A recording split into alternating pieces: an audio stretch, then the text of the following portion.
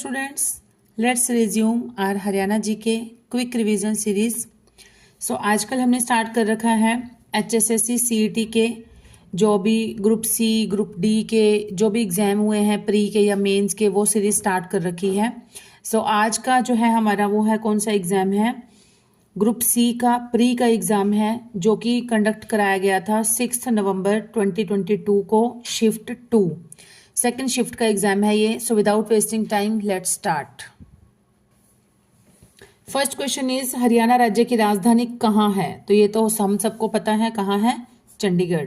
हरियाणा उत्तर भारत का एक राज्य है जिसकी राजधानी चंडीगढ़ है। चंडीगढ़ भारत का केंद्र शासित प्रदेश है। यह पंजाब और हरियाणा दोनों की राजधानी है। चंडीगढ़ को वर्ष 1966 में केंद्र शासित प्रदेश बनाया गया था। नेक्स्ट इज नर नारायण गुफा हरियाणा के किस जिले में स्थित है? तो यह है हरियाणा के यमुनानगर जिले में स्थित है। नर नारायण की गुफा हरियाणा के यमुनानगर जिले में है तथा यही मतलब यमुनानगर पर ही कालेश्वर राष्ट्रीय उद्यान स्थित है। नर नारायण को हिंदू धर्म में भगवान विष्णु का चतुर्थ अवतार माना जाता है। इस गुफा में नर नारायण की दो मूर्तियां एक ही लाल पत्थर में पिंड के रूप में विराजमान है। नेक्स्ट इज कौन सी नदी वर्षा ऋतु में राज्य के अंबाला और कुरुक्षेत्र जिले में बाढ़ का मुख्य कारण बनती है? तो यह कौन सी जिले है, जो कौन सी नदी है? यह है मारकंडा नदी। वर्षा ऋतु में मारकंडा नदी के कारण अंबाला और कुरुक्षेत्र जिलों में बाढ़ आ जाती है। मारकंडा नदी घग्गर नदी की एक सहायक नदी है। मारकंडा नदी भारत के हिमाचल प्रदेश और हरियाणा राज्यों में बहने वाली नदी है। नेक्स्ट इज हरियाणा के दक्षिण पश्चिम में कौन सा राज्य है? तो दक्षिण पश्चिम में कौन सा राज्य है? यह है राजस्थान। हरियाणा के दक्षिण पश्चिम में राजस्थान राज्य है तथा उत्तर में पंजाब है और हिमाचल प्रदेश है। पूर्व में उत्तर प्रदेश है और दिल्ली स्थित है। 1 नवंबर 1966 को पंजाब विभाजन के बाद हरियाणा राज्य बना था। Deenbandhu Chhoturam power plant dash जिले में स्थित है? तो यह है यमुनानगर में। दीनबंधु छोटूराम पावर प्लांट यह कहाँ पर है? यमुनानगर में। दीनबंधु छोटूराम पावर प्लांट हरियाणा के यमुनानगर जिले में स्थित है। यह पावर प्लांट हरियाणा विद्युत उत्पादन निगम लिमिटेड HPGCL उत्पादन निगम लिमिटेड के कोयला आधारित पावर प्लांट है। इसका निर्माण रिलायंस एनर्जी लिमिटेड और शंघाई इलेक्ट्रिक ने मिलकर किया था। Next is Bhakra dam. Bhakra dam project के संस्थापक कौन थे? तो यह थे चौधरी छोटूराम। भाखड़ा डैम प्रोजेक्ट के संस्थापक चौधरी छोटूराम थे। भाखड़ा बांध हिमाचल प्रदेश के बिलासपुर जिले के पास सतलुज नदी पर बना हुआ है। यह एक कंक्रीट ग्रेविटी बांध है। इस बांध का निर्माण 1948 में शुरू हुआ था तथा 1963 में पूर्ण हुआ था। पानीपत की तीसरी लड़ाई मराठा शासकों एवं डैश के बीच लड़ी गई थी। तो किस किस के बीच हुई थी? यह हुई थी मराठा शासकों और अहमद शाह अब्दाली के बीच हुई थी। पानीपत की तीसरी लड़ाई मराठा साम्राज्य और दुर्रानी साम्राज्य के बीच हुई थी। यह लड़ाई वर्ष 1761 14 जनवरी 1761 में लड़ी गई थी। इसमें मराठा साम्राज्य का नेतृत्व सदाशिवराव भाऊ ने तथा दुर्रानी साम्राज्य का नेतृत्व अहमद शाह अब्दाली ने किया था।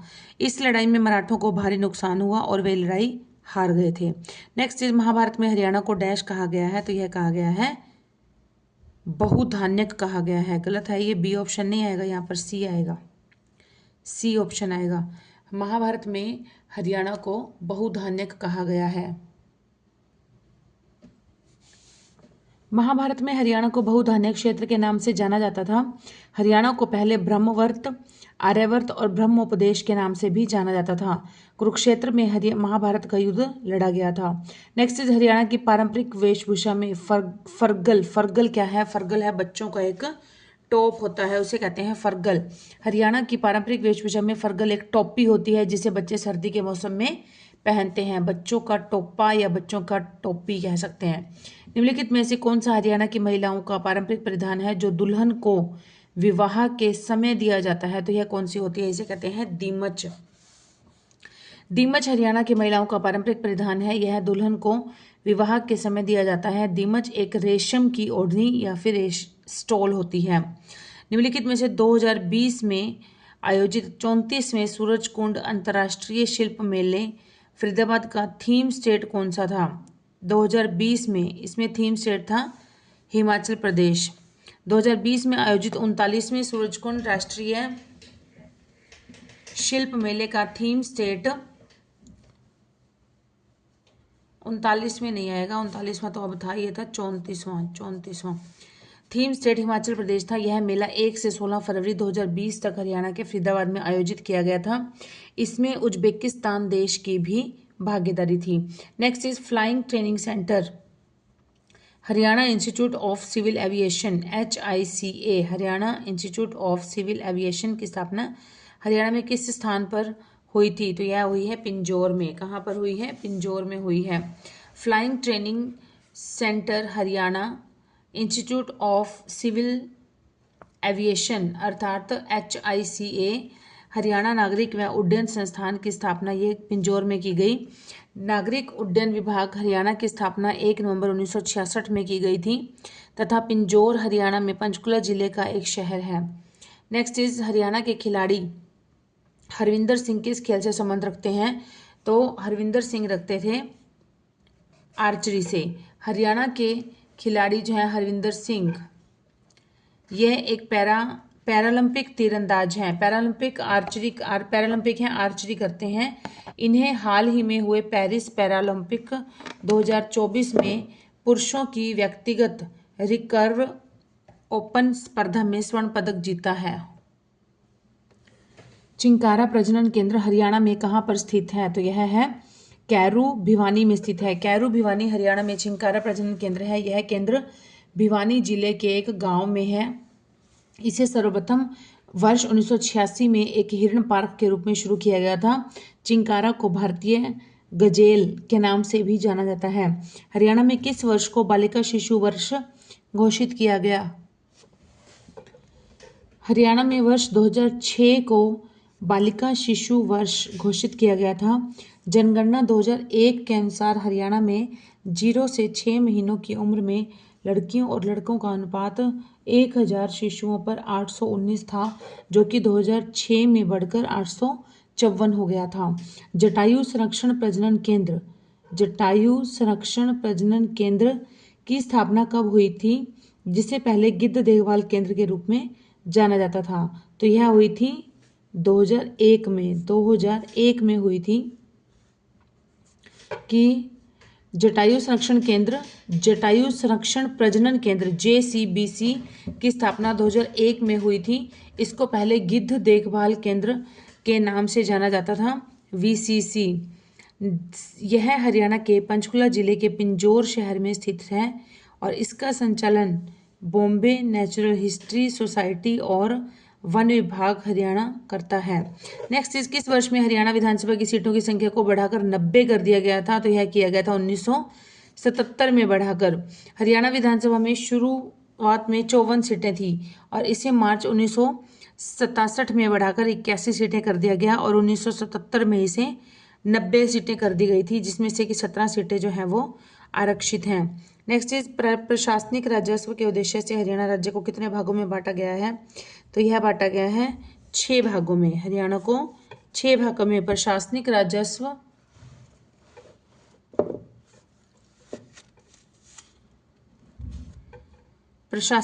के उद्देश्य से हरियाणा राज्य को 6 राजस्व उपमंडलों में बांटा गया है। वे 6 राजस्व मंडल निम्नलिखित हैं। कौन कौन से हैं? अंबाला, रोहतक, गुड़गांव, हिसार, करनाल और फरीदाबाद।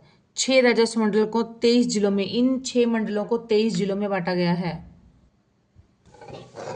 महाभारत का युद्ध हरियाणा के किस क्षेत्र में हुआ था? तो ये तो हम सब जानते हैं, कुरुक्षेत्र में हुआ था। महाभारत का युद्ध हरियाणा के कुरुक्षेत्र जिले में हुआ था। कुरुक्षेत्र अपनी प्राकृतिक विरासत के कारण प्रसिद्ध है और कुरुक्षेत्र में ही भगवान विष्णु ने श्री कृष्ण ने अर्जुन को गीता का उपदेश दिया था। नेक्स्ट इज भारतीय जनगणना 2011 के अनुसार जनसंख्या की दृष्टि से हरियाणा भारत का डैश सबसे बड़ा राज्य है जनसंख्या की दृष्टि से। तो यह है 18वां सबसे बड़ा राज्य है। भारतीय जनगणना रिपोर्ट 2011 के अनुसार जनसंख्या के हिसाब से हरियाणा भारत का 18वां सबसे बड़ा राज्य है और 2011 की जनगणना के अनुसार हरियाणा की आबादी 2.53 करोड़ थी और क्षेत्रफल के आधार पर हरियाणा भारत का 21वां सबसे बड़ा राज्य है। नाउ क्वेश्चन नंबर 21, हरियाणवी लोकोक्ति तावला में बावला का अर्थ है। तो तावला में बावला, तावला मतलब होता है बहुत तेजी करना, तो बावला हो गया मतलब पागल हो जाना, जैसे हम कहते हैं बावला हो गया है ना, तो उसका मतलब क्या हुआ। तो इससे रिलेटेड क्या आंसर बनता है इसका कि उतावले आदमी का विवेक जो है वो शून्य हो जाता है। हरियाणवी लोकोक्ति तावला से बावला का अर्थ है कि उतावले मतलब जल्दबाजी करने वाले आदमी का जो विवेक है, उसकी सोचने समझने की जो शक्ति होती है वह शून्य हो जाती है। हरियाणा में तावला का अर्थ बहुत ही उत्सुक या उतावला होता है, और वहीं पर ही बावला का अर्थ होता है पागल या फिर नासमझ। नेक्स्ट इज, निम्नलिखित में से किस खिलाड़ी ने राष्ट्रमंडल खेल 2018 में कुश्ती में कांस्य पदक जीता। तो यह जीता था बबीता फोगाट ने। बबीता फोगाट ने राष्ट्रमंडल खेल 2018 में कांस्य पदक जीता और कॉमनवेल्थ गेम्स 2018 में सिल्वर मेडल जीता था। नेक्स्ट इज, हरियाणा से संबंधित निम्नलिखित खिलाड़ियों में से किसने टोक्यो 2020 पैरालंपिक्स में स्वर्ण पदक जीता था। तो किसने जीता था, सुमित अंतिल ने। टोक्यो पैरालंपिक 2020 में हरियाणा के मनीष नरवाल ने शूटिंग में तथा सुमित अंतिल ने जेवलिन F64 में स्वर्ण पदक जीता था। शूटिंग में जीता था मनीष नरवाल ने और जेवलिन थ्रो में जीता था सुमित अंतिल ने। नेक्स्ट इज, हरियाणा में प्रथम राज्य कवि की उपाधि किस व्यक्ति को प्रदान की गई है। तो यह दी गई है उदय भानु हंस को। नेक्स्ट इज, हरियाणा में प्रथम राज्य कवि की उपाधि उदय भानु हंस को दी गई थी। ये हिंदी कवि थे। 2009 में इनको हरियाणा साहित्य अकादमी के द्वारा हरियाणा साहित्य रत्न सम्मान में सम्मानित किया गया था, और इनके सम्मान में हर वर्ष उदय भानु हंस पुरस्कार दिए जाते हैं। गीता का प्रथम श्लोक कुरुक्षेत्र की व्याख्या किस रूप में करता है। तो यह करता है धर्म क्षेत्र के रूप में। किस रूप में, धर्म क्षेत्र के रूप में। गीता का प्रथम श्लोक कुरुक्षेत्र की व्याख्या धर्म क्षेत्र के रूप में वर्णित करता है। वह श्लोक है, धृतराष्ट्र उवाच धर्म क्षेत्र कुरुक्षेत्रे संवेता युयुत्सवा मामकः पांडवाश्वः किम कुवर्तः संजय था। इसका अर्थ है कि धृतराष्ट्र ने संजय से पूछा कि हे संजय, कुरुक्षेत्र में मेरे और पांडु के पुत्र जो युद्ध की इच्छा से खड़े हैं उनके बीच क्या हुआ। तो ये था पहला श्लोक जिसमें कि कुरुक्षेत्र की व्याख्या की गई है धर्म क्षेत्र के रूप में की गई है। नेक्स्ट इज, इंग्लिश का पार्ट स्टार्ट होता है यहाँ से। Choose the correct alternative to improve the underlined part of the sentence if no improvement is this. In this jet age everyone is interested in having an easy life। in having an easy life, तो यहां पर क्या है, everyone is interested, had easy life no, for have an easy life no, to having नहीं आता है, no improvement, तो यहां पर क्या है, कोई improvement की नीड नहीं है। सारा बिल्कुल सही है। फिर से रीड करते हैं इसको। in this jet age everyone is interested in having an easy life। in this sentence has no error। adjective interested take in preposition। adjective जो interested है, interested के साथ क्या लगती है, preposition in लगती है as a fixed preposition। interested के साथ तो fixed preposition ही होती है in। okay, next is fill in the blank with the suitable preposition। he boasted dash his riches. तो द बोस्ट जो होती है ना, बोस्ट के साथ हमेशा ऑफ लगती है, ये भी इसकी फिक्स्ड है। बोस्टेड ऑफ हिज रिचेज, कि बोस्ट का मतलब होता है डींगे हाँकना, दिखावा करना, जैसे हम कहते हैं। The phrase boast of is speak proudly of someone और समथिंग। ठीक है, बहुत घमंड से बोलना किसी चीज के बारे में, जैसे ये है रिच है तो इसलिए घमंड से बोल रहा है। Next is find out the correct indirect speech from of the following sentence. Indirect speech बतानी है हमें, कौन सी राइट है। He said to her you can not see the chairman. अब देखो सिंपल सेंटेंस है, ये होता है रिपोर्टिंग वर्ब होता है, ये reporting verb he said to her, और जो इन्वर्टेड कॉमर्स में होता है इसको बोलते हैं रिपोर्टेड स्पीच। ये होता है रिपोर्टिंग वर्ब और ये होती है रिपोर्टेड स्पीच। तो रिपोर्टिंग स्पीच जो है हमारी, रिपोर्टेड स्पीच ये हमारी बिल्कुल सिंपल सेंटेंस में है, तो हम क्या करेंगे, सेड टू को किस में चेंज कर देंगे, टोल्ड में चेंज कर देंगे। ठीक है, तो देखिए कैसे करते हैं। ही सेड टू हर, तो ही टोल्ड हर, दैट लगाकर ऐड होएगा। यू को चेंज करेंगे हर से तो क्या बन जाएगा, शी बन जाएगा। ठीक है, अब यहाँ पर देखते हैं he told her, he told her, he told her, he told her, 3 में ही टोल्ड हर है लेकिन सी में ही टोल्ड हर नहीं है, तो सी हमारा एलिमिनेट हो गया।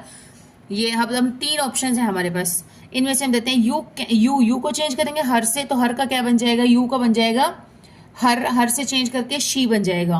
कैन नोट, कैन किस में, क्योंकि ये रिपोर्टिंग जो वर्ब है ये हमारी है पास्ट में है, सैड दिया हुआ, तो यहाँ पर जो वर्ब है वो चेंज हो जाएगी, मेन वर्ब रिपोर्टेड स्पीच की, तो क्या हो जाएगा, कैन नॉट किस में चेंज हो जाएगा, कुड नॉट में चेंज हो जाएगा। Could not see the chairman. अब कुड नॉट अगर हम देखते हैं तो यहाँ पर क्या है, कैन नॉट है, यहाँ पर रिफ्यूज है, तो यहाँ ये कैन नॉट वाला भी कैंसिल हो गया, हमारे पास ऑप्शन बच गया 2। तब हम अब इन दोनों में हम देखते हैं कहीं हमारा खुद का तो गलत नहीं है, एक बार हम ऑप्शन भी दोनों अच्छे से चेक कर लेते हैं जहां पर हमारी वर्ब सही गिवन है।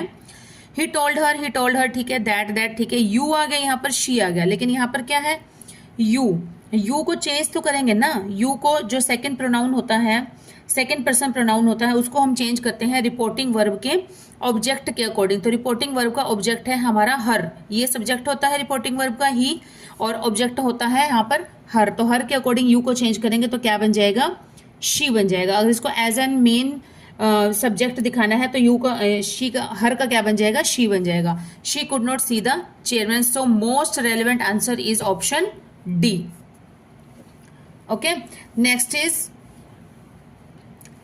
change the word which is opposite in the meaning of the underlined. History abounds in instances of courage. तो abounds का हमने बताना है, opposite meaning बताना है, तो abounds का opposite meaning हो जाएगा हमारा lacks हो जाएगा।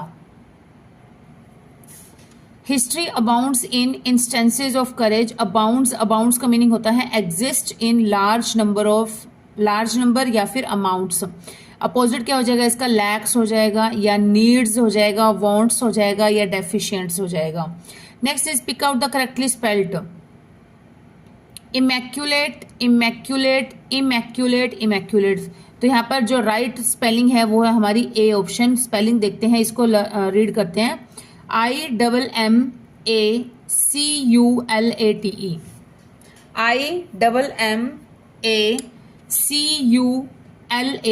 IMMACULATE। इमैक्यूलेट मीन्स होता है perfectly clean and tidy without any mistakes.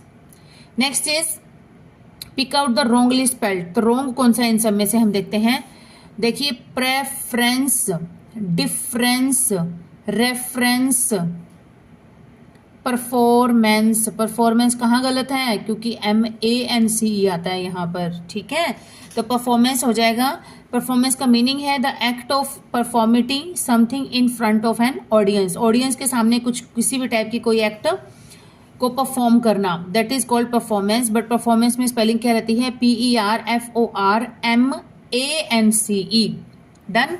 Next is pick out the antonym of the underline. Antonym मतलब अपोजिट वर्ड, हमें अपोजिट निकालना है, इसका क्या रहेगा, मोशनलेस का opposite motion. I saw her sitting motionless in her chair and gazing at the door. Motionless मतलब without moving, okay, motionless का मीनिंग हो गया विदाउट मूविंग। तो यहाँ पर लेजीली नहीं होगा, इसका अपोजिट कैसे हो जाएगा, वो तो इसका सिनोनिम टाइप ही हो गया। बेंडिंग भी नहीं होगा, नेगेटिवली भी नहीं होगा, लेकिन इसका सपोज अपोजिट हो जाएगा लाइवली, ठीक है, लाइवली मतलब एक्टिवली। तो देखिए मोशनलेस का मतलब हो जाएगा नॉट मूविंग, स्टेशनरी। एंटोनियम्स इसका हो जाएगा बेंडिंग, मूविंग, एक्टिव या मोबाइल। तो इसका क्या क्या हो जाएगा, बेंडिंग, मूविंग, एक्टिव और mobile. Next is pick out the synonym of the underlined word in the following sentence, that is I cannot rest। Synonym होता है सेम मीनिंग, याद करना है इसका सेम मीनिंग। तो रेस्ट का सेम मीनिंग क्या हो जाएगा, गिव अप। रेस्ट का सेम मीनिंग, रेस्ट का मतलब होता है रिलैक्स करना, गिव अप करना, सब चीजों को छोड़कर रेस्ट कर देना। तो ये हो जाएगा सिनोनिम्स इसके बन जाएंगे give up, relax, let up या inactive. Next is fill in the blank with the suitable alternative। He wanted dash in the pool। तो यहाँ पर क्या आना चाहिए, he wanted टू स्विमिंग नहीं होता है, स्विम नहीं आएगा। वांट के साथ हमारी जो प्रेपोजिशन लगती है वो लगती है टू, और टू जब भी प्रेपोजिशन का यूज होता है तो उसके जस्ट बाद जो भी वर्ब का यूज करते हैं उसकी सिंपली जो पॉजिटिव वर्ब होती है वही यूज होती है, उसके साथ कुछ भी ऐड नहीं होता, नॉट एस और एस या आईएनजी या whatever second form, no, only and only first form, positive form of the verb. तो यहाँ पर टू स्विमिंग है, गलत हो गया। स्विम अकेला आ नहीं सकता क्योंकि वांटेड के बाद क्या आता है, प्रेपोजिशन आती है कौन सी, टू। टू स्विम्स है, ये भी रॉन्ग हो गया, तो राइट आंसर क्या हो गया हमारा, to swim. He wanted to swim in the pool. To swim indicate infinitive verb है ये, it's not act as an preposition. To swim जो है ये हमारी क्या है, टू स्विम ये हमारी एक इनफाइनाइट वर्ब है हमारी। When want, learn, offer are followed by another very, then it takes to infinitive। मतलब अगर want के बाद हमें ऐड करनी है कोई भी वर्ब, या learn के बाद या offer के बाद, तो हम क्या करते हैं, to infinitive मतलब to प्लस वर्ब के फर्स्ट फॉर्म का यूज करते हैं। Next is, in this question there is a passage consisting of 6 sentences. इसमें क्या होता है कि S1 और S6 ये तो जो है लेबल्ड, ये फिक्स हैं, और बाकी जो बीच की जो 4 सेंटेंसेस हैं PQRS, इनको हमें अरेंज करके बताना है। तो let's see, he tried the door, he was careful not to touch anything, the room was neat and clean, then he stepped in to the room, he waited for a minute और 2, it opened easily and he peeped in. यही same question ये last paper में भी repeat हुआ था हमारा, same ही आया हुआ था बिल्कुल। तो यहां पर क्या रहेगा, सबसे पहले इसका जो आएगा वो आएगा, ही tried the door, it opened easily and he peeped in. Peeped का मतलब होता है झांकना, ठीक है, थोड़ा सा खोल के, जरा सा खोल के झांकना, that is peeped. It opened easily, देखिए फर्स्ट सेंटेंस तो ये फिक्स है, he tried the door. Next जो हम अरेंज कर रहे हैं उनमें से है first, it opened easily and he peeped in, the room was neat and clean. क्या देखा उसने कि रूम जो था वो बिल्कुल नीट एंड क्लीन था। उसके बाद उसने सोचा, ठीक है, उसने वेट किया, he waited for a minute और 2, उसके बाद then he stepped in to the room, he was careful not to touch anything, क्योंकि बहुत ही नीट एंड क्लीन रखा हुआ था सब कुछ, तो वो बहुत ही केयरफुल था कि वो किसी भी चीज को टच ना करे जिससे कि कोई चीज मिसमैनेज हो जाए। तो इसका जो राइट आंसर रहेगा वो सीक्वेंस रहेगी SPRQ। The proper order for the first sentence is SPRQ। It opened easily and sorry, इससे पहले हम दिया हुआ नहीं पढ़ते हैं। ही tried the door, it opened easily and he peeped in, the room was neat and clean, he waited for a minute or 2, then he stepped into the room, he was careful not to touch anything। ये सारा sequence हो जाएगा। Next is, choose the correct active voice from the following. Active voice बताना है, इसका क्या होगा, शरण was being taught by Anil. देखो वॉज बीइंग का यूज हम पैसिव वॉइस में कब करते हैं, वॉज बीइंग में चेंज करते हैं किसको, was were plus first form ING को। तो यहाँ पर वॉज टीचिंग रही होगी जिससे कि उसको चेंज किया है वॉज बीइंग टॉट में, ठीक है। तो वॉज टीचिंग कहां पर है, वॉज टीचिंग हम वर्ब ही देख लेंगे। इस टीचिंग गलत हो गया, हैड टीचिंग गलत हो गया, इस टीचिंग गलत हो गया, तो राइट आंसर क्या रहा, वॉज टीचिंग। और कुछ देखने की हमें जरूरत ही नहीं है, हमें रिवर्स जाना है कि was being plus third form given है, ये किसको चेंज करते हैं was being plus third form में, तो हम चेंज करते हैं जब हमारे पास एक्टिव वॉइस में गिवन होता है वॉज वर प्लस वर्ब की first form plus ING। Was main verb है, टॉट, टॉट की फर्स्ट फॉर्म क्या रही होगी, क्या रहती है, टीच, तो वॉज टीचिंग आना चाहिए, और वॉज टीचिंग हमारा ओनली A में आ रहा है। अनिल वॉज टीचिंग शरण। अब इसको आप ना वेरिफिकेशन के लिए इसको वापस से बना के भी देख सकते हैं, कैसे बनाएंगे, शरण, ये है मेन सब्जेक्ट अनिल और ऑब्जेक्ट है शरण। तो हम क्या करते हैं, जब हम एक्टिव वॉइस को पैसिव वॉइस में चेंज करते हैं, सबसे पहले क्या करते हैं, ऑब्जेक्ट को एज अ सब्जेक्ट यूज करते हैं शरण। वॉज टीचिंग को किस में चेंज करेंगे, was plus first form ING की चेंज होती है was were plus first form, was were being plus third form, was were being plus third form.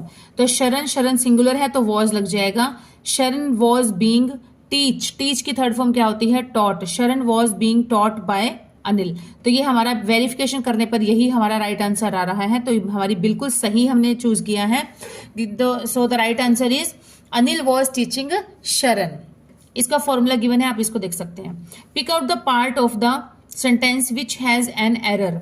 Some men are born great, some achieve greatness and some had greatness thrust upon them। तो यहां पर देखते हैं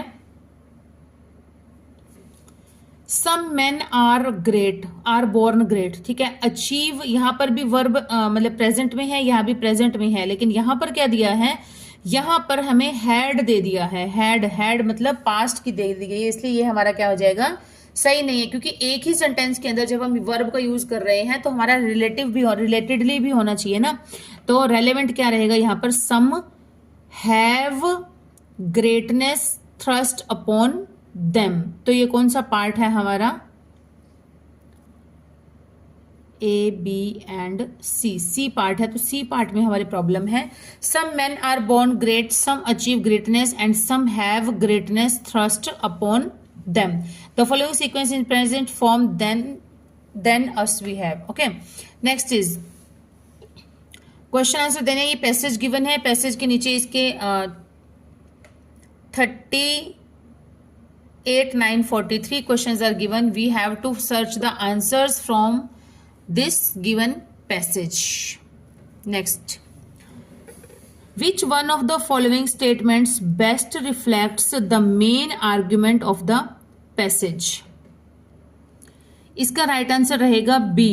it is the experience with other human beings that nourishes one's life and not necessarily books.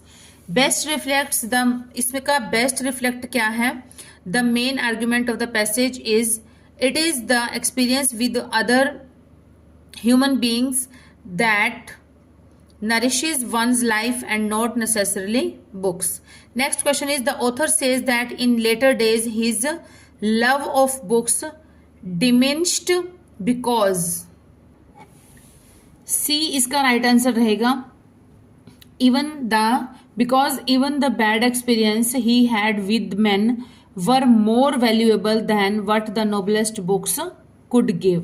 The author says that in later days his love of books diminished because even the bad experiences he had with men were more valuable than what the noblest books could give। Yes, कि which one of the pairs of phrases best help to bring out the metaphorical meaning of the meadow of my life। तो यहाँ पर इसका क्या रहेगा, meadow of my life का मतलब रहेगा vast and rich life। Vast and rich life means life is full of different people and experiences that make it meaningful and valuable।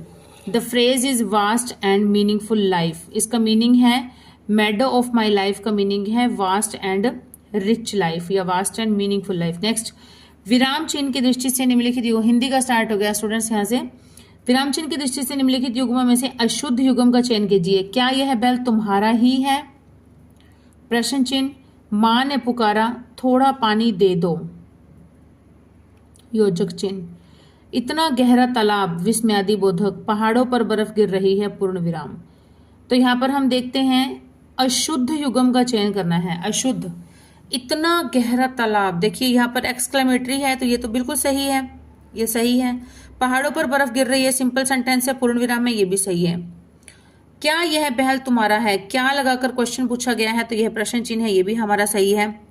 मां ने पुकारा, कोमा, इन्वर्टेड कोमा स्टार्ट, थोड़ा पानी दे दो, inverted commas close. तो यहाँ पर क्या है, ये योजक चिन्ह नहीं है, ये योजक चिन्ह नहीं है, ये होते हैं उद्धरण चिन्ह, हिंदी में होते हैं, इनको बोलते हैं उद्धरण चिन्ह। कोमा इन्वर्टेड कोमास को बोलते हैं, इन्वर्टेड कोमास को। तो राइट आंसर क्या हो जाएगा हमारा, B is the right answer. मां ने पुकारा, थोड़ा पानी दे दो। तो यहाँ पर इस वाक्य में कोमा है, अल्प विराम है, और दूसरा ये वाले जो चिन्ह है इनको कहते हैं उद्धरण चिन्ह का प्रयोग किया गया है, ना कि योजक चिन्ह का। अतः विकल्प बी जो है वो अशुद्ध है। नेक्स्ट इज बीती विभावरी जागरी, अंबर पनघट में डुबो रही, ताराघट उषा नागरी। तो यहाँ पर बताना है कि कौन सा अलंकार है।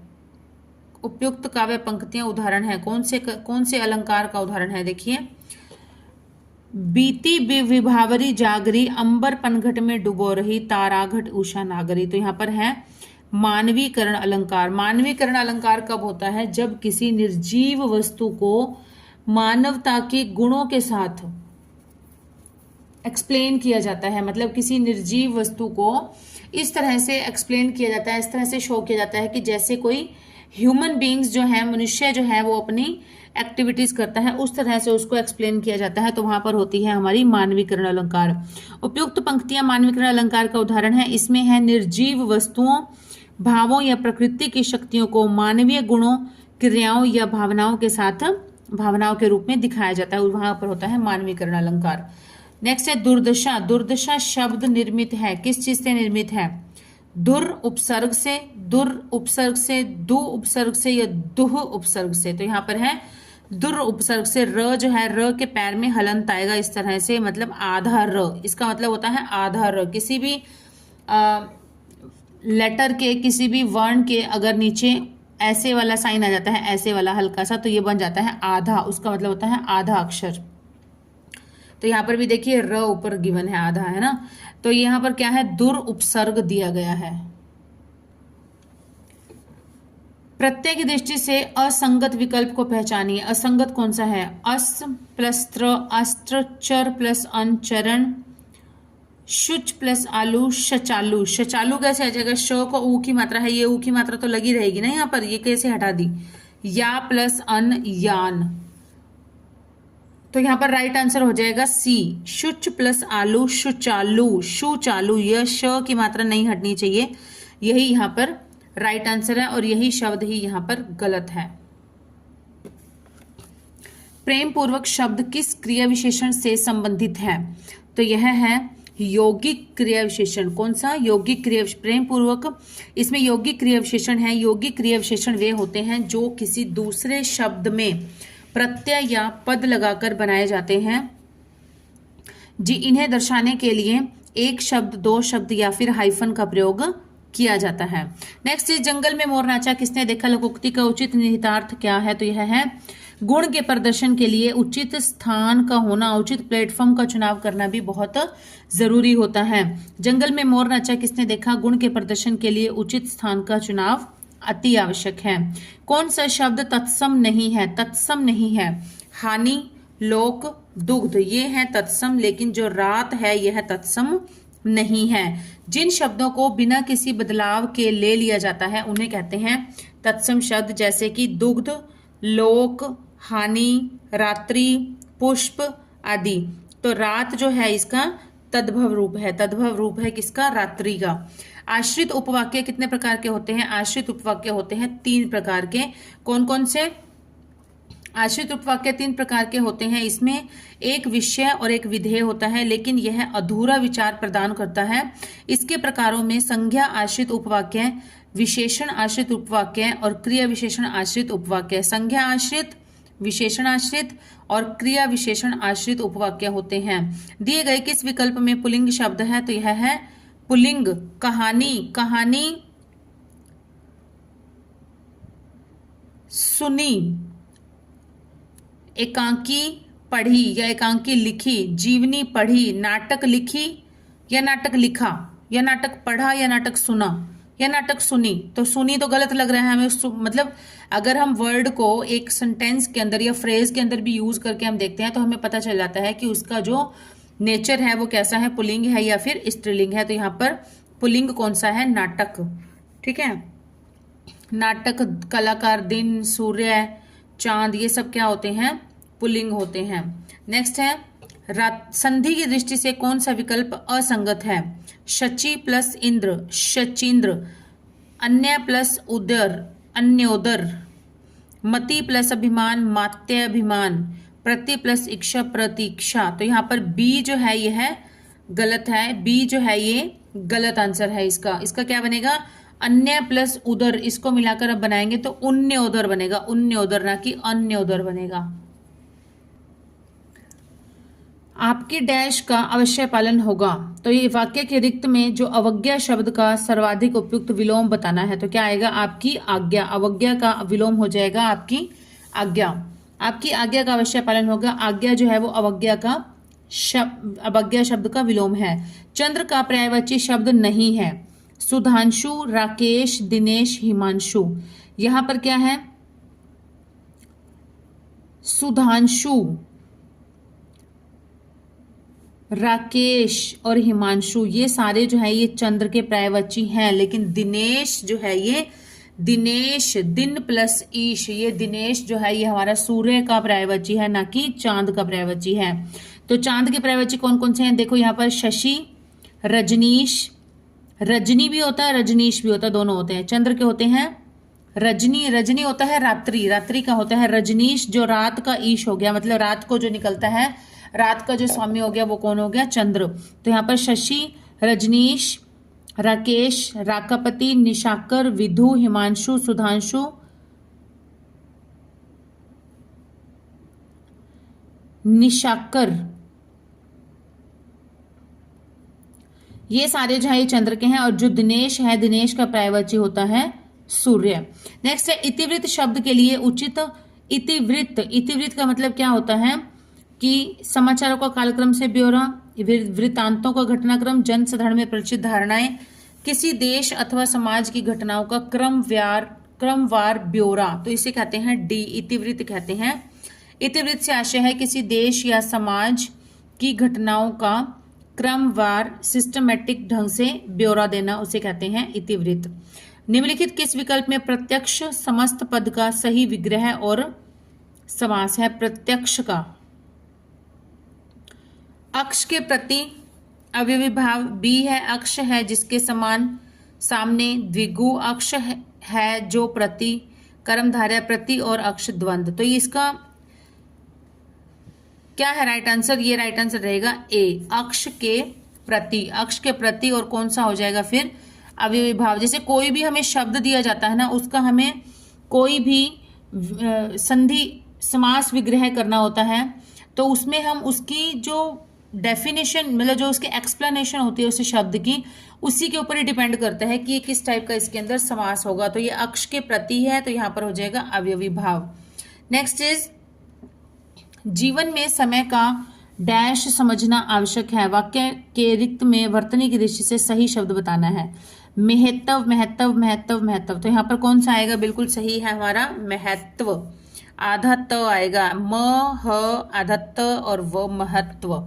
नेक्स्ट है शहर ए से चलने वाली एक स्थानीय बस में महिलाओं की संख्या पुरुषों की संख्या से दुगनी है। अगले स्टेशन बी पर 7 महिलाएं उतरती हैं और 11 पुरुष बस में सवार होते हैं। अब पुरुषों और महिलाओं की संख्या बराबर बराबर है, तो शुरुआत में बस में कितने यात्री सवार हुए थे? तो देखते हैं कैसे करना है इसको।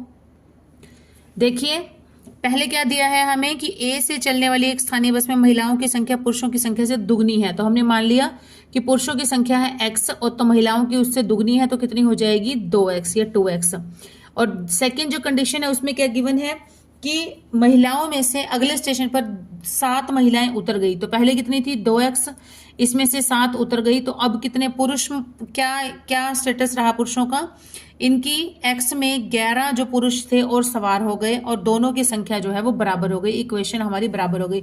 बिल्कुल मुश्किल नहीं होता इस टाइप का, जैसे जैसे हमें गिवन होता है ना वैसे वैसे हमें वैल्यू पुट कर देनी होती है और फिर उसको सोल्व करके वैल्यू निकाल देनी होती है x की। तो यहाँ बोला है कि पहले जो पुरुषों की संख्या थी ए स्टेशन पर, महिलाओं की संख्या जो थी वो पुरुषों की संख्या से दुगनी थी, तो हमने पहली कंडीशन में किया कि माना पुरुषों की संख्या x और महिलाओं की हो गई 2x, डबल हो गई। ठीक है। नेक्स्ट कंडीशन में वो क्या कहता है? अगले स्टेशन पर जाते ही 7 महिलाएं उतर गई, 2x पहले थी, 7 उतर गई और 11 पुरुष चढ़ गए, तो x प्लस में 11 हो गए, तो दोनों की संख्या जो है वो बराबर हो गई। इक्वेशन में हमने बराबर लगा दिया। 7 इधर आ जाएगा, x उधर चला जाएगा, 2x minus x is equal to 11 plus 7 x is equal to 18। तो प्रारंभ में पूछा क्या है? शुरुआत में बस में कितने यात्री सवार हुए थे। ये नहीं पूछा है कि शुरुआत में कितने पुरुष थे, कितनी स्त्रियां थी, नहीं, कितने यात्री सवार थे। यात्री इन द सेंस कि महिला और पुरुष दोनों को काउंट करके हम बताएंगे टोटल कितने थे। तो प्रारंभ में पुरुष कितने थे? x हमारी वैल्यू हो गई 18, तो महिलाएं कितनी थी? डबल थी, 18 दूना 36। तो टोटल कितनी सवारियां थी? 18 प्लस में 36 बराबर में 54, तो 54 इसका राइट आंसर हो जाएगा। नेक्स्ट इज नीचे दिए गए शब्द के वर्णों का प्रयोग करके बनाए नहीं जा सकने वाले शब्द को ज्ञात कीजिए। ये बताना है कि इनमें से कौन सा शब्द हम नहीं बना सकते। तो देखिए सीधा सिंपल सा फंडा होता है इसका। क्या होता है कि आपको लेटर्स देख लेने हैं। लेटर्स में क्या होता है कि कोई एक लेटर जरूर डबल दिया होगा या कोई ऐसा लेटर होगा जो इसमें से मेल नहीं करता होगा, तो सिंपल बात है वही वर्ड नहीं बनता है। तो देखते हैं हम लोग प्रेड, PARADE, लो इसमें डी है ही नहीं, फर्स्ट लेटर ही हमारा राइट आंसर निकल आया। जो हमें वर्ड गिवन है सेपरेट, इसमें प्रेड तो है ही नहीं, प्रेड इन द सेंस कि डी तो लेटर ही नहीं है, ठीक है, तो यही हमारा राइट आंसर हो जाएगा। प्रेड में डी अक्षर का प्रयोग हुआ है जो कि मूल शब्द में है ही नहीं, तो अतः प्रेड शब्द जो है इससे नहीं बनाया जा सकता, सिंपल। नेक्स्ट इज निम्नलिखित सारणी में संख्याएं और उनके वर्ण कूट दिए गए हैं, तो ये बताना है कि ये 863 तो बिल्कुल इजी है। 8 का वर्ण क्या हो जाएगा Y, 6 का क्या है P, YP, 3 का क्या है K और 7 का क्या है E, YPKE, YPKE, YPKE, तो हमारा राइट आंसर हो जाएगा D। बिल्कुल इजी था ये तो। नेक्स्ट इज यदि किसी कूट भाषा में ट्रेन को SQZHM के रूप में कूटबद्ध किया जाता है तो उसी कूट भाषा में डेट को किस प्रकार कूटबद्ध किया जाएगा। तो देखते हैं हम कैसे किया जाएगा। इसका कोई ना कोई पैटर्न होगा। क्या पैटर्न है? T20, T का प्लेस होता है 20, S का होता है 19, तो एक माइनस हो गया। R 18, क्या होता है 17, A होता है 1, Z होता है 26, पीछे चला गया। तो मतलब क्या है एक कम होता जा रहा है। तो हम सेम ऐसे इसको कर देंगे, डेट को DATE, तो यहाँ पर कम कर देंगे। D का होता है 4, 3 नंबर पे होता है C, A का होता है 1, C Z T से पहले क्या आता है हमारे पास S और E से पहले क्या आता है D, C Z S D, तो यहाँ पर राइट आंसर हो जाएगा हमारा D ऑप्शन। नेक्स्ट है कौन सा पद भिन्न है इनमें से? 48:6, 525:5, 42:4, 108:9। तो यहाँ पर कैसे कौन सी संख्या बतानी है हमें? 6 8 48, 5 से 625 को 5 से डिवाइड करेंगे ये भी हो जाएगा, 9 से करेंगे 108 को ये भी हो जाएगा, लेकिन 42 को अगर 4 से डिवाइड करते हैं तो यह पूरी भाजक नहीं होती है। तो यही जो युग्म है यही डिफरेंट है। नेक्स्ट देखिए, लड़की की ओर इशारा करते हुए अंकित ने कहा, क्या कहा कि यह लड़की मेरी माँ के पोते, मेरी माँ के पोते की पत्नी है। यह लड़की मेरी माँ का पोता, माँ का पोता क्या हो गया उसका? तो देखिए यहाँ पर है अंकित, ये रहा सेंटर में अंकित है। अंकित ने क्या कहा कि ये जो लड़की है ये लड़की मेरी माँ का पोता, मेरी माँ का पोता क्या हुआ? जो अंकित का बेटा हो गया, ठीक है, माँ का पोता हो गया जो अंकित का बेटा होएगा। अंकित माँ का बेटा हो गया और उसका बेटा जो उसका पोता हो गया। पोते की पत्नी है, तो अंकित के बेटे की पत्नी है, तो लड़की का अंकित से क्या रिश्ता है? तो अंकित उसका क्या लगा? तो अंकित क्या लगा उसका? अंकित उसका उस लड़की के पति का पिता हो गया, पति का पिता हो गया ना उसके, तो ये कौन हो गया? इसका ससुर हो गया, सिंपल सा है, ठीक है। नेक्स्ट इज सभी चूहे बिल्लियां हैं, सभी शेर बिल्लियां हैं, सभी हिरण शेर हैं। निष्कर्ष है कि सभी हिरण बिल्लियां हैं, सभी हिरण चूहे हैं, कुछ बिल्लियां हिरण हैं। तो यहां पर हम देखते हैं क्या बनता है कि इस तरह से दिया गया है, तो कौन सा इसका डायग्राम क्या बनेगा?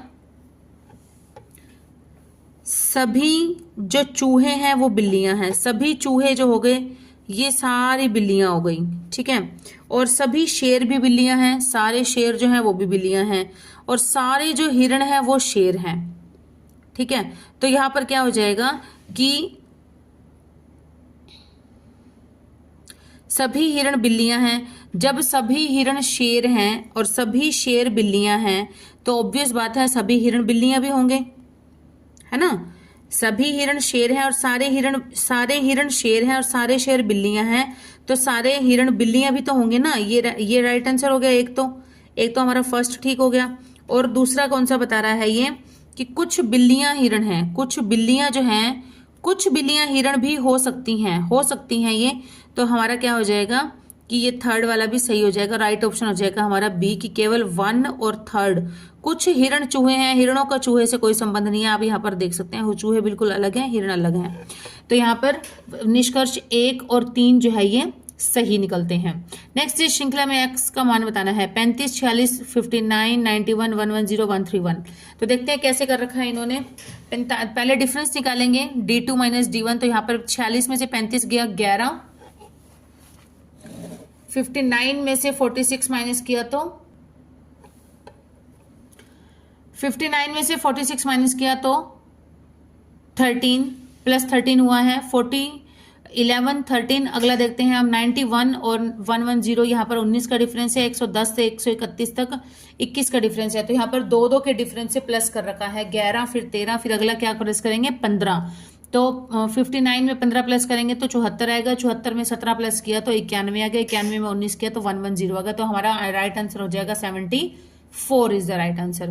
नेक्स्ट इज 5 लड़के एक पंक्ति में बैठे हैं। रवि, सुरेश, अनिल के रवि, सुरेश तथा अनिल के निकटस्थ नहीं बैठा है।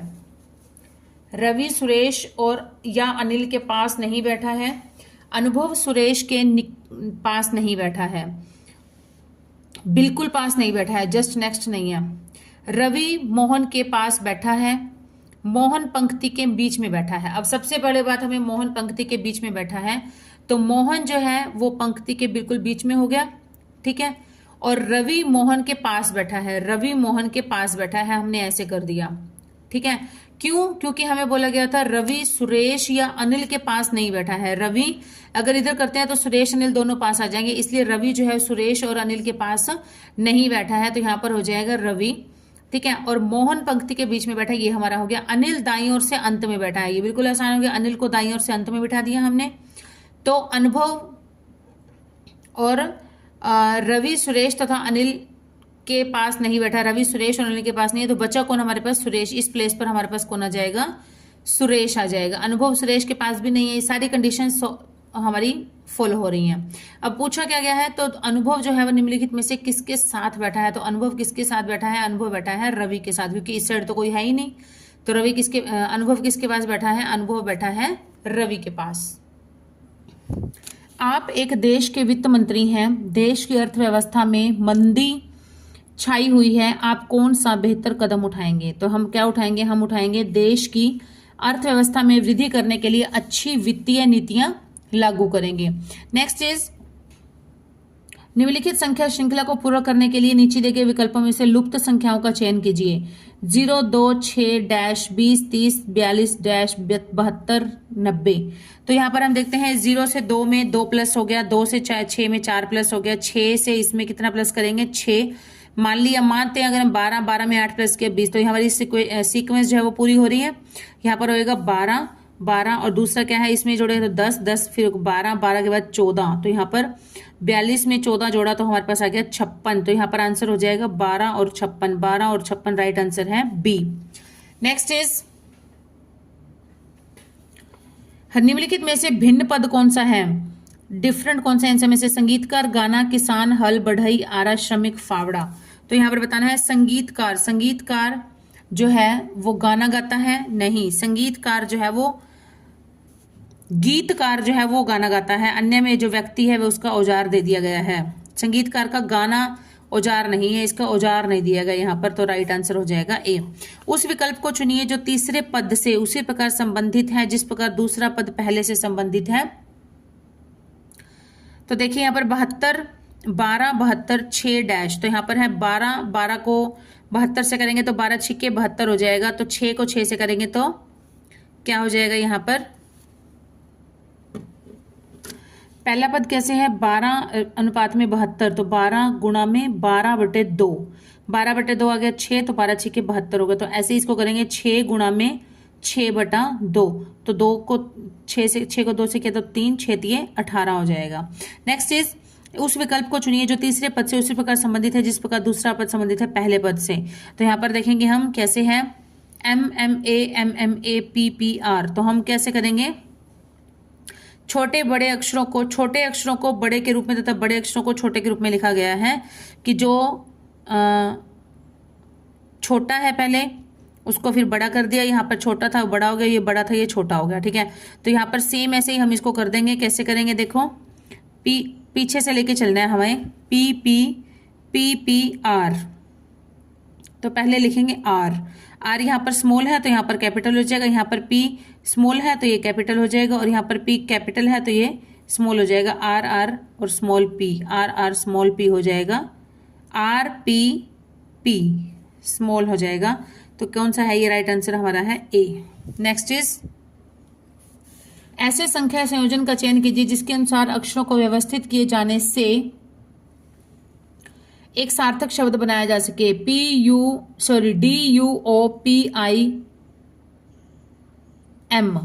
तो यहां पर क्या बनेगा, PODIUM, पोडियम बन जाएगा। तो राइट आंसर रहेगा हमारा, लेटर बता देने कौन कौन से नंबर के हैं, तो ये हमारा है थर्ड, सी आंसर राइट हो जाएगा।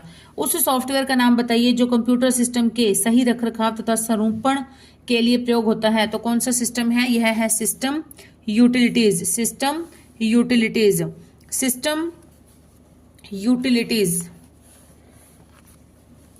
कंप्यूटर सिस्टम का सही रखरखाव, कॉन्फ़िगरेशन संपूर्ण के लिए सिस्टम यूटिलिटीज सॉफ्टवेयर का उपयोग किया जाता है। सिस्टम यूटिलिटीज के उदाहरण हैं कौन कौन से, antivirus utility, disk cleaner, backup utility, data compression utility. Next is, internet banking websites सामान्यतः वर्चुअल कीबोर्ड अथवा ऑनलाइन कीबोर्ड उपलब्ध करवाती हैं क्योंकि ये प्रयोगकर्ता को सुरक्षित तरीके से पासवर्ड लिखने में सहायक हैं।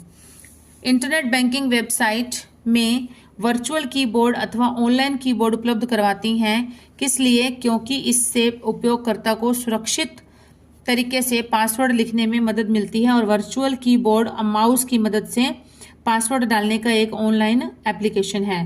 नेक्स्ट इज, निम्नलिखित में से कौन सा कथन ब्लॉकचेन टेक्नोलॉजी के बारे में सही नहीं है। तो यह है कि नेटवर्क के एकल सदस्य मेंबर या व्यक्ति के लिए परिवर्तन करना या डेटा में बदलाव करना संभव नहीं है। मतलब पूरे नेटवर्क के लिए केवल एक सदस्य जो है वो परिवर्तन नहीं कर सकता। ब्लॉकचेन एक डिजिटल खाता बही है जिसमें लेन देन का रिकॉर्ड होता है और इसके माध्यम से नेटवर्क एकल सदस्य या एक मेंबर के लिए डेटा में बदलाव करना संभव है। ब्लॉकचेन में डाटा सुरक्षित होता है और ब्लॉकचेन में लेन देन के लिए मालिक के डिजिटल हस्ताक्षर की जरूरत होती है। विश्व पर्यावरण दिवस की वर्ष 2022 की विषय वस्तु क्या है। तो यह है ए, अंतर का ध्यान रखें, न किसी को और न ही कोई स्थान पीछे छोड़े। विश्व पर्यावरण दिवस 5 जून को मनाया जाता है तथा वर्ष 2022 को विश्व पर्यावरण दिवस की थीम थी अंतर का ध्यान रखें, न किसी को और न ही कोई स्थान पीछे छोड़े थी, तथा वर्ष 2024 की थीम थी भूमि बहाली, मरुस्थलीकरण और सूखा प्रतिरोध। भूमि बहाली, मरुस्थलीकरण और सूखा प्रतिरोध। आपातकाल की उद्घोषणा अनुच्छेद 352 के प्रवर्तन में होने 365 पर निम्नलिखित में से किस 765 पर निम्नलिखित में से किस मूल अधिकार को निलंबित नहीं किया जा सकता। तो यह है दैहिक स्वतंत्रता का अधिकार। भारतीय संविधान के अनुसार अनुच्छेद 352 में राष्ट्रीय आपात का उल्लेख है और राष्ट्रीय आपात की उद्घोषणा युद्ध, बाह्याक्रमण या सशस्त्र विद्रोह के होने पर की जाती है। अनुच्छेद 352 राष्ट्रीय आपात लगने के बाद भी दैहिक स्वतंत्रता का अधिकार, जीवन और व्यक्तिगत स्वतंत्रता के अधिकार को निलंबित नहीं किया जा सकता है। नेक्स्ट इज, आरक्षित निर्वाचन क्षेत्र किसे कहते हैं। तो ऐसा निर्वाचन क्षेत्र होता है जिसमें केवल एक विशेष आरक्षित श्रेणी के सदस्य ही चुनाव में खड़े हो सकते हैं। आरक्षित श्रेणी के मतलब रिजर्व्ड कैटेगरी के लोग ही वहां पर चुनाव लड़ सकते हैं, उसको कहते हैं आरक्षित निर्वाचन क्षेत्र। जैसे कि लोकसभा के 10 सीटें हैं हरियाणा में, लेकिन उसमें से सिरसा और अंबाला की 2 सीटें जो है वो आरक्षित सीटें हैं, तो वहां पर सिर्फ आरक्षित श्रेणी के सदस्य ही चुनाव में खड़े हो सकते हैं। ऐसा निर्वाचन क्षेत्र जिसमें केवल एक विशेष आरक्षित श्रेणी के सदस्य ही चुनाव में खड़े हो सकते हैं उसे आरक्षित निर्वाचन क्षेत्र कहते हैं। जैसे कुछ निश्चित संख्या में विश्वविद्यालय पद और राजनीतिक पद हैं जिनके लिए अनुसूचित जाति, अनुसूचित जनजाति, महिला आदि लोगों के निर्दिष्ट समूहों के लिए आरक्षित निर्वाचन क्षेत्रों का निर्धारण किया जाता है। नेक्स्ट इज, किसकी शिक्षाओं और संभाषणों को उनकी मृत्यु के बाद उनके शिष्यों के द्वारा लिखा और त्रिपिटक के रूप में संकलित किया गया? तो यह किया गया था डी, बुद्ध की शिक्षाओं और उसके संभाषणों को उनकी मृत्यु के बाद उनके शिष्यों के द्वारा लिखा गया था और त्रिपिटक जो एक ग्रंथ है बौद्ध धर्म का, उसके रूप में संकलित किया गया। भगवान बुद्ध की शिक्षाओं को उनके शिष्यों ने त्रिपिटक के रूप में संकलित किया था। त्रिपिटक बौद्ध धर्म का एक पवित्र ग्रंथ है। यह बौद्ध धर्म का सबसे पुराना ग्रंथ है जिसमें भगवान बुद्ध के उपदेशों को संकलित किया गया। नेक्स्ट इज, निम्नलिखित में से कौन सी धातु मध्यम अभिक्रियाशील धातु है? तो यह है आयरन। आयरन एक मध्यम अभिक्रियाशील धातु है। यह धातु में अभिक्रियाशीलता की श्रेणी के मध्य में है। पोटाशियम सबसे अधिक अभिक्रियाशील है, आयरन सबसे कम है, आयरन मध्यम है और पोटाशियम जो है सबसे अधिक है और प्लेटिनम जो है वो सबसे कम अभिक्रियाशील धातु है। धातुओं की क्रियाशीलता का क्रम इस प्रकार से है, आप देख सकते हैं। के सबसे अधिक है मतलब पोटाशियम सबसे अधिक है, पीटी मतलब प्लेटिनम सबसे कम है और Fe आयरन का सिंबल होता है ये बीच की है, मध्यम है। नेक्स्ट है, कौन सा कथन जो है वो सही है? तो यहाँ पर कौन सा कथन सही है? ये एक कथन सही है।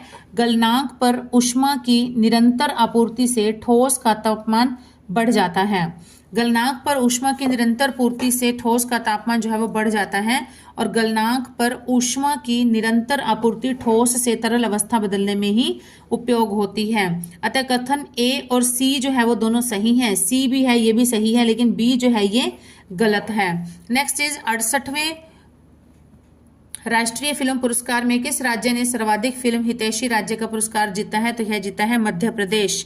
68वें 68th राष्ट्रीय फिल्म पुरस्कार में मध्य प्रदेश ने सर्वाधिक फिल्म हितैषी राज्य का पुरस्कार जीता था। यह समारोह 30 सितंबर 2022 को दिल्ली में आयोजित किया गया था। नेक्स्ट क्वेश्चन इज GUI क्या है? GUI है graphical user interface. GUI graphical user interface यह है जिसमें ग्राफिक्स का उपयोग करके सिस्टम के साथ इंटरैक्ट किया जाता है। इसमें आइकन, बटन और मेन्यू जैसे घटकों के साथ इंटरैक्ट करता है। प्रसिद्ध महाकाव्य रामायण से सीता नामक चरित्र के जन्म स्थान पर किस कला विद्या का नाम पड़ा है? तो यह कला विद्या का नाम पड़ा है मिथिला। रामायण के चरित्र सीता के जन्म स्थान पर मिथिला का नाम पड़ा। यहाँ पर मिथिला के नाम पर मिथिला कला या फिर मधुबनी पेंटिंग का नाम पड़ा है। यह बिहार राज्य में महिलाएं बनाती हैं और रामायण के रचयिता वाल्मीकि थे। सीता का जन्म धरती में एक खाई से हुआ था तथा सीता को कृषि और फसल उर्वरता की देवी माना जाता है। नेक्स्ट इज महारत्न, नवरत्न और लघु रत्न या मिनी रत्न भारत में किसके वर्गीकरण है? तो यह वर्गीकरण है सरकारी क्षेत्र एकक के। महारत्न, नवरत्न और लघु रत्न भारत में सार्वजनिक या सरकारी क्षेत्र की इकाइयों के वर्गीकरण हैं। इन कंपनियों को वैश्विक बाजार में प्रतिस्पर्धा करने के लिए, कंपटीशन करने के लिए श्रेणियों में बांटा गया है। महारत्न कंपनियों की शुरुआत 2010 में की गई थी। नवरत्न कंपनियों और मिनी रत्न या लघु रत्न कंपनियों को 1997 में शुरू कर दिया गया था।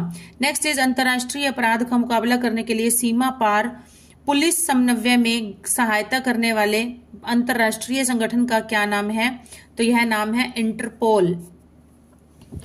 अंतर्राष्ट्रीय अपराध का मुकाबला करने के लिए सीमा पार पुलिस समन्वय में सहायता करने वाले अंतर्राष्ट्रीय संगठन को इंटरपोल कहा जाता है। इंटरपोल क्या है? अंतर्राष्ट्रीय आपराधिक पुलिस संगठन। यह एक अंतर्राष्ट्रीय संस्था है जो कि विश्व भर में पुलिस सहयोग और अपराध नियंत्रण की सुविधा प्रदान करता है। इसका मुख्यालय लियोन या फ्रांस में है तथा इसका गठन 1923 में अंतर्राष्ट्रीय आपराधिक पुलिस आयोग के रूप में हुआ और 1996 में इसे इंटरपोल कहा जाने लगा। भारत इसमें 1999 को शामिल हुआ था। नेक्स्ट है एंथ्रेसाइट। एंथ्रेसाइट क्या है? एंथ्रेसाइट है एक सर्वोत्तम गुण वाला एक कठोर कोयला होता है। एंथ्रेसाइट सबसे अच्छी क्वालिटी का कोयला होता है। एंथ्रेसाइट कोयला सबसे ऊंची श्रेणी या सर्वोत्तम गुण वाला कठोर कोयला है। यह काला, चमकदार तथा भंगुर कोयला होता है। इसमें कार्बन की मात्रा सबसे ज्यादा और वाष्पशील पदार्थों की मात्रा सबसे कम होती है। एंथ्रेसाइट कोयले का उत्पादन एशिया में सबसे ज्यादा होता है। एक व्यक्ति ने 6,000 रुपए की वस्तुएं खरीदी तथा उसमें से आधी 10% लाभ पर बेच दी। शेष को वह कितने प्रतिशत लाभ पर बेचे ताकि उसे इस सौदे में कुल 25% का लाभ हो। तो हम देखते हैं वस्तुएं कितनी थी,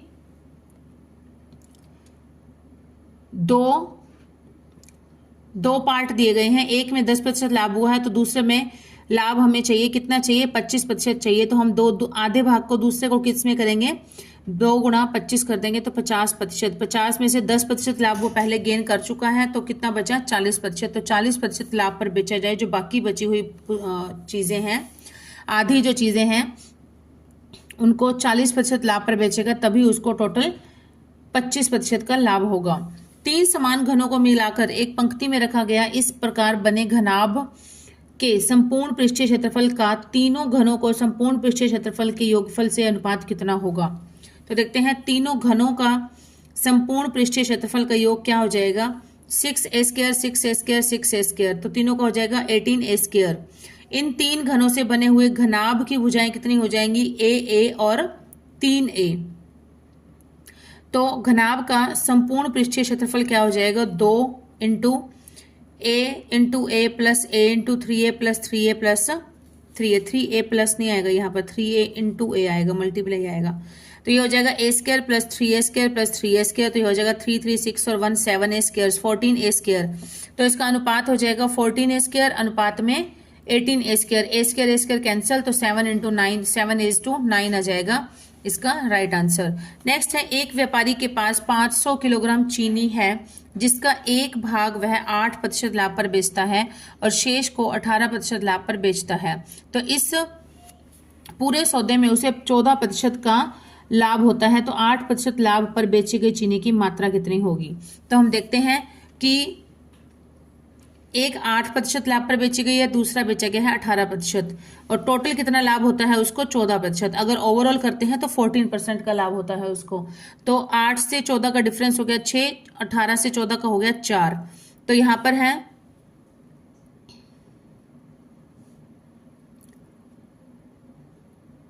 50 गुणा, इसको भी 50 से गुणा कर देंगे, इसको भी 50 से गुणा कर देंगे, तो कितना हो जाएगा हमारे पास 200 किलोग्राम, और ये है 300 किलोग्राम। तो मतलब कि जो 200 किलोग्राम चीनी है वो बेची गई है 8% लाभ पर, और जो 300 किलोग्राम चीनी है वो बेची गई है 18% लाभ पर। तो देखिए नेक्स्ट हो जाएगा 20,000 चक्रवृद्धि ब्याज पर 2 वर्षों में 22,260.50 रुपए हो जाता है, जबकि ब्याज जो है वो वार्षिक संयोजित होता है। ब्याज की दर कितनी है। तो देखते हैं इसको, आप इसको देख सकते हैं। ये कंफ्यूज नहीं होना कि 50 से मल्टीप्लाई कर दिया, यहाँ 50 से मल्टीप्लाई दोनों जगह कैसे कर दिया। तो ऐसे होता है ना ये कि पहले कुल भाग है 4, तो दोनों का टोटल कितना है, 6 और 4 10, 4/10 गुणा में 500। तो 500 में से निकाला ये आ जाएगा 200 किलोग्राम।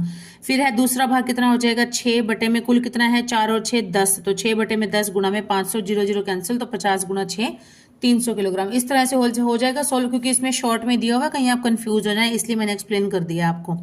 नेक्स्ट क्वेश्चन का सॉल्यूशन देखते हैं। मूलधन है 20,000 रुपए, चक्रवृद्धि ब्याज कितना आया है 2260। 20,000 घटा दिया तो 2260 रुपए 50 पैसे आ गया।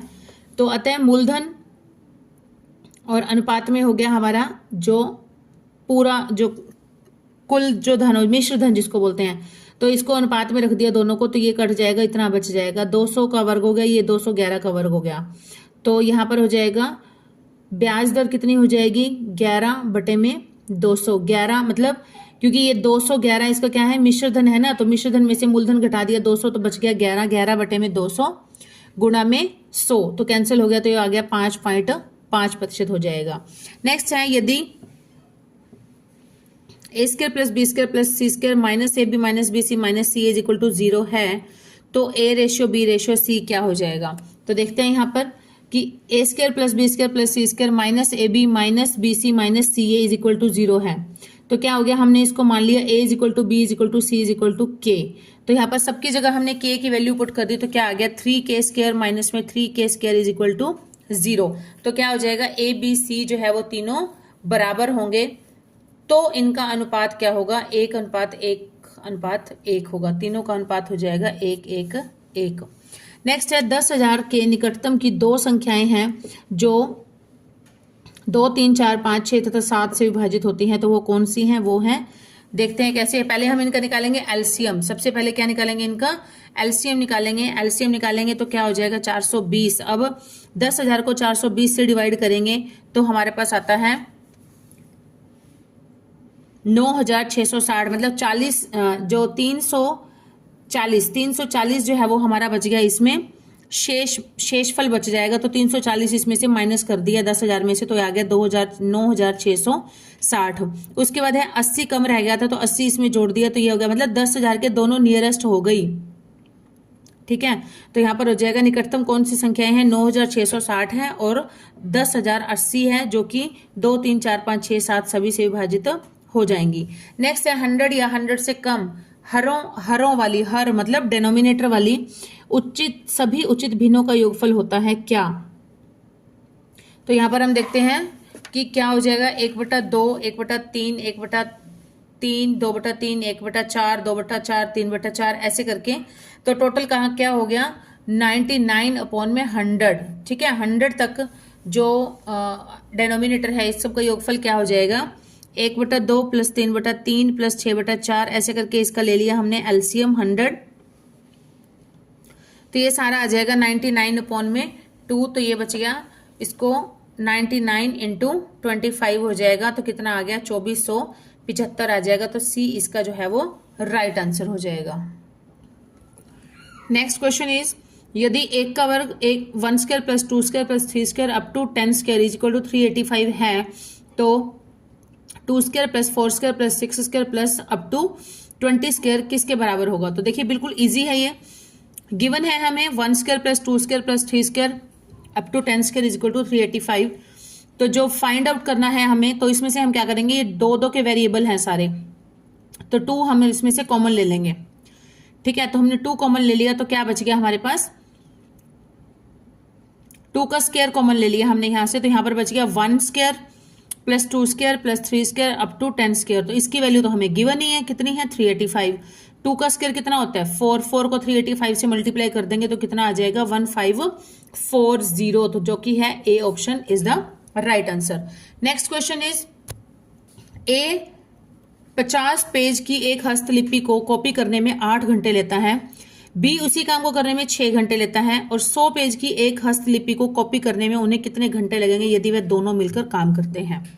तो देखिए कैसे करेंगे। 50 पेज कॉपी करने में ए को लगा समय 8 घंटे और 50 पेज कॉपी करने में बी को लगा समय 6 घंटे।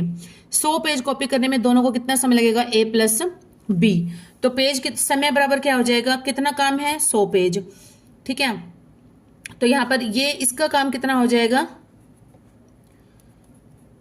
50/8 और इसका हो जाएगा 50/6। तो यहाँ पर हो जाएगा, दोनों को डिवाइड कर देंगे ऐसे, मल्टीप्लाई एलसीएम लिया हमने, 48 आ गया। यहाँ पर ये हो गया, इस 50 को इससे डिवाइड किया तो 2 आ गया।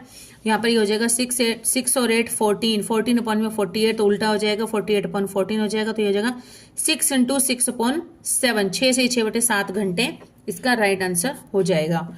नेक्स्ट इज, 2 मित्रों ने एक व्यापार में क्रमशः 30,000 तथा 50,000 रुपए लगाए। वर्ष के अंत में उन्हें 16,000 रुपए का लाभ प्राप्त हुआ। लाभ का आधा भाग उन्हें बराबर बराबर बांटा, जबकि बाकी आधा भाग उनकी पूंजियों के अनुपात में बांटा गया था। तो ये बताना है कि प्रत्येक को कितना कितना लाभ मिला।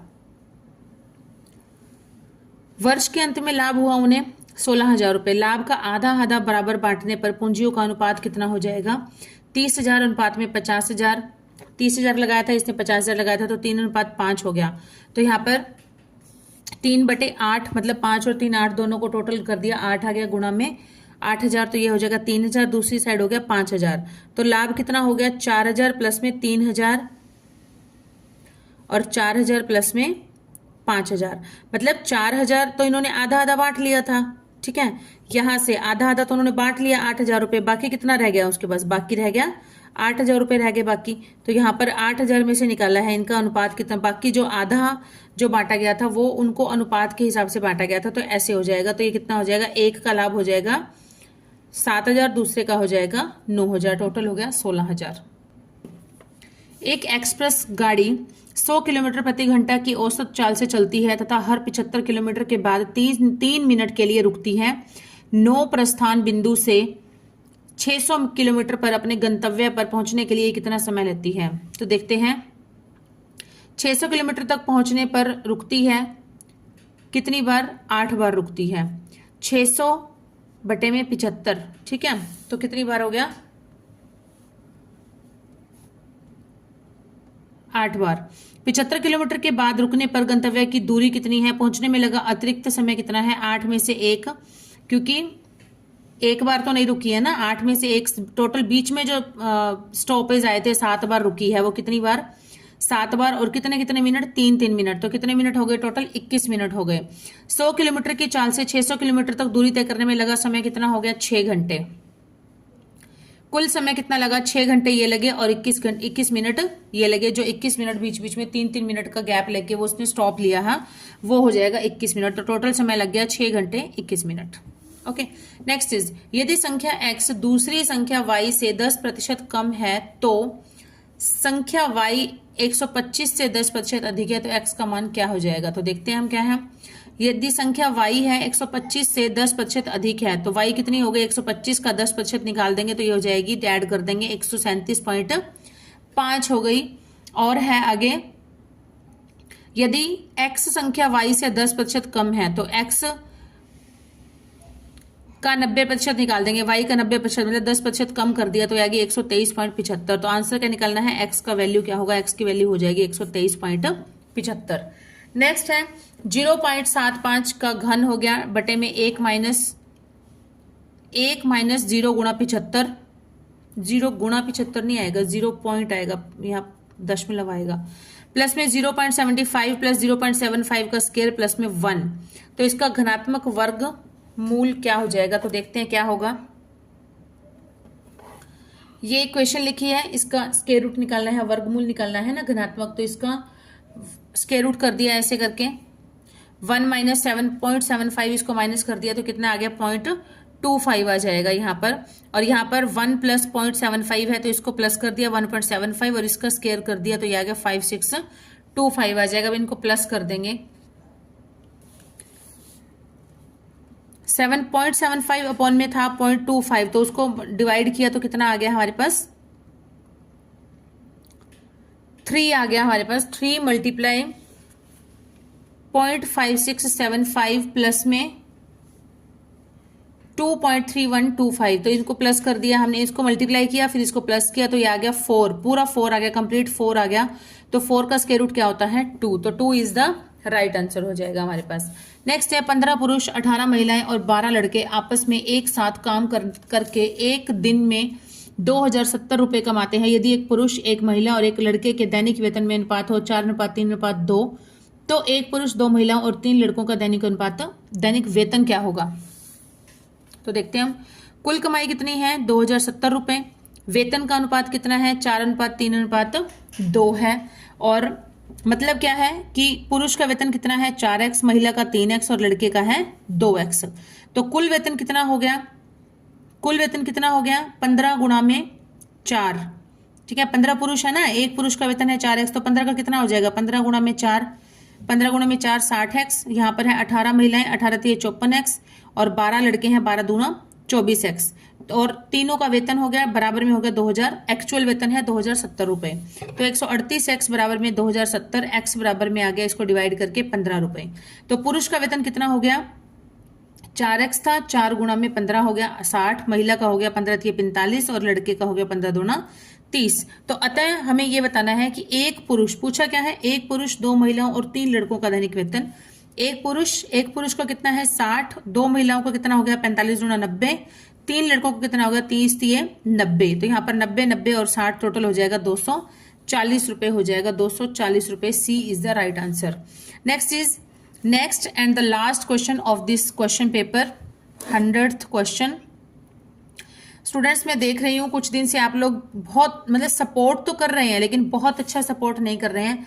तो प्लीज़ अगर आप अच्छा सपोर्ट करते हैं, लाइक शेयर एंड सब्सक्राइब करते हैं अच्छे से, तो क्या है कि मुझे भी बहुत अच्छा मोटिवेशन मिलता है। देखिए इतनी एनर्जी लगती है बंदे को एक वीडियो बनाने में, कितना टाइम लगता है और कितनी एनर्जी लगती है। तो प्लीज़ आपका क्या जाता है, आपने तो ज़रा सा टच करना है और सब्सक्राइब करना है, शेयर करना है, ठीक है। तो आप इतना सा भी सपोर्ट नहीं कर सकते क्या? इतनी तो मैं उम्मीद कर ही सकती हूँ आप सबसे कि आप मुझे इतना सपोर्ट कर सकते हैं और करेंगे, ज़रूर करेंगे। सो प्लीज़ मैं चाहती हूँ कि आपकी तरफ से ज़्यादा पॉजिटिव रिस्पॉन्स आए। सो नेक्स्ट देखिए, एक मोटिवेशन होता है, ये भी एक बहुत अच्छा मोटिवेशन होता है। जो भी I am also a learner, मैं भी एक लर्नर ही हूँ आप सबकी तरह ही। तो हर इंसान एक लर्नर है, जब तक वो जीवित है तब तक वो एक लर्नर है, कुछ ना कुछ सीखता ही चला जाता है अपनी लाइफ में। तो आप भी इतना सपोर्ट कर दीजिए ताकि मुझे भी एक पॉजिटिव मोटिवेशन मिले और मैं भी कुछ अच्छा सीख पाऊँ और सिखा पाऊँ। Okay, so let's see the question last. यदि 516 रुपए 3 व्यक्तियों ABC में इस प्रकार बांटे जाएं कि A को B से 25% अधिक और B को C से 25% कम प्राप्त हो तो C का हिस्सा क्या होगा? तो हमने A/B/C हो गया। तो हमने मान लिया क्या कि C को मान लिया हमने 100, एक का तो हमें मानना पड़ेगा, दोनों में कॉमन आ रहा है C, तो हमने मान लिया C मान लिया, C का हिस्सा है 100। तो B का क्या हो जाएगा? B का C से 25% कम है, तो 25% कम हो गया 75। और A का जो हिस्सा है वो क्या है? वो B से 25% अधिक है। तो B से B के हिस्से का 125% कर देंगे तो कितना आ गया? 375/4। तो इन सबको हम लोग ने डिवाइड किया तो कितना आ गया? ये 15 सॉल्व किया तो 15/12/16। तो C का हिस्सा कितना है? 16 बटे में टोटल, तीनों का टोटल कितना हो गया? 15 + 12 + 16, ये हो गया 43। गुणा में एक्चुअल इनका कितने हैं रुपीज जो डिवाइड करने हैं, वो है 516। तो इसको मल्टीप्लाई किया तो हमारा आ जाएगा ये 12 आना चाहिए। इसको 16 को 12 से मल्टीप्लाई करेंगे तो 192 आ जाएगा। ठीक है, इस तरह से इसका रेशियो आ जाएगा। B का 192, C का 192 रुपीज। किसी का भी पूछ सकते हैं, C का हिस्सा पूछा है, आगे A का या B का भी पूछ सकते हैं। तो आपको A का हिस्सा जो है यहाँ पर ऊपर रख देना है, नीचे कुल आ जाएगा गुणा में 516। तो इस तरह से हमारा इस टाइप का एक क्वेश्चन हर पेपर में आया हुआ है इस मेथड का। तो आप देख सकते हैं, अच्छी तरह से इसको सॉल्व कर सकते हैं। तो स्टूडेंट्स जल्दी मिलेंगे नए क्वेश्चंस के साथ, नए क्वेश्चन पेपर के साथ। Till then keep supporting and keep studying, and bye students.